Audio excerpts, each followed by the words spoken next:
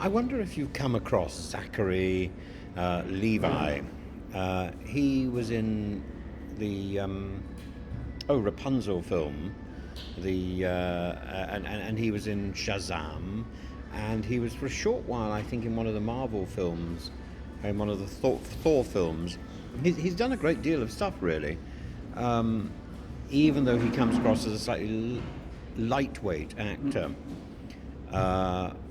And he's now hitting the headlines with a plea to Elon Musk to prevent mass layoffs of federal workers, particularly Trump supporters, and as he is. And it's an irony so rich it practically writes itself. Aesop's fables warn of trusting a scorpion or a snake, for a scorpion or a snake is always going to act according to its nature. And kill the frog who hitches a ride or whatever.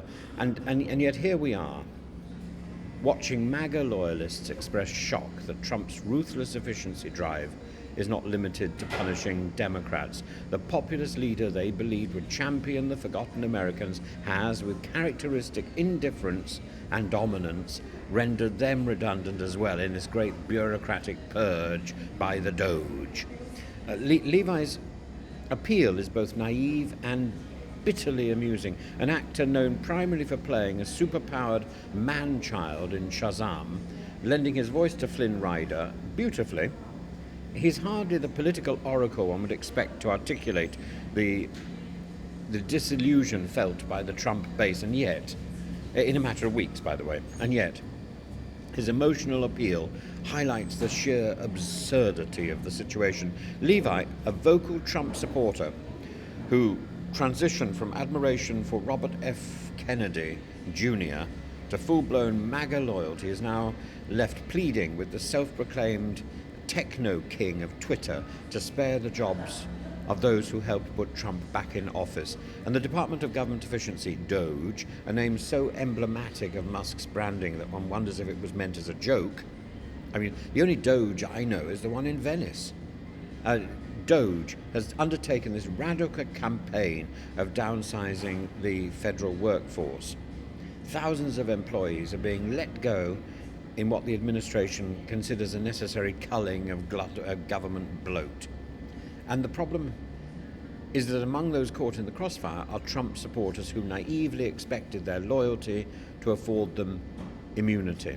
Instead, they find themselves the collateral damage of a president who's already treated allies as disposable assets in a matter of weeks. What makes Levi's appeal even more absurd is the person he's directing it to, Musk, a billionaire whose reputation for mass layoffs is also well documented, has been tasked with leading Doge's restructuring efforts despite official White House statements attempting to distance him from formal authority. The notion that Musk would exhibit compassion and reconsider the job cuts for the sake of Trump voters is as implausible as expecting a scorpion to swim across the river without stinging its passenger. Actually, the other way around. The scorpion is the passenger, isn't it? It's the frog who's giving the scorpion a ride, and then the scorpion stings the frog. And the frog says, "Why did you do that?" It's because it's in my nature.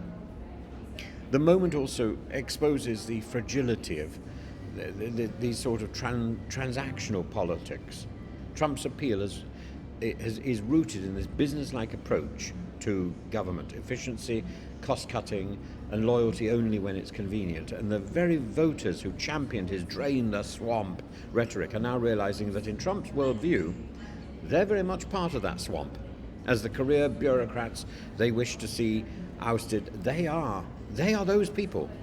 And Musk, ever the dispassionate businessman, will not hesitate to make hard choices in pursuit of his brand of efficiency to look good. And the situation is heartless, but entirely predictable. It's not an act of betrayal, it's an act of inevitability, isn't it? Trump has always acted in his own interests, and those who mistook him for a populist savior rather than a self-interested operator are now feeling the consequences and pleading for their lives. The irony is that people who place so much faith in Trump's promise to protect them from the deep state are now pleading with Musk, a man as ruthless in corporate restructuring as Trump is in political maneuvering. They're pleading with Musk to reconsider their fate. Perhaps the most bitter twist is that Levi, an actor with no political clout, is the loudest voice making this plea. If the fate of thousands of federal employees relies on the rhetorical prowess of the guy from Chuck and Shazam, then it's clear just how little political capital these displaced workers actually have. There's no grand Republican outcry. There's no conservative movement rallying around them. The Trump administration is not going to backtrack. Their plight is met not with policy reversals, but with the cold reality of business as usual.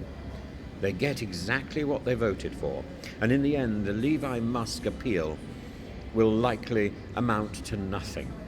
Trump will continue his agenda without sentimental detours. Musk will execute mass layoffs, and algorithmic precision will guide his decision-making and his ruthlessness, and the good people who voted for Trump will find themselves jobless, disillusioned, and searching for answers.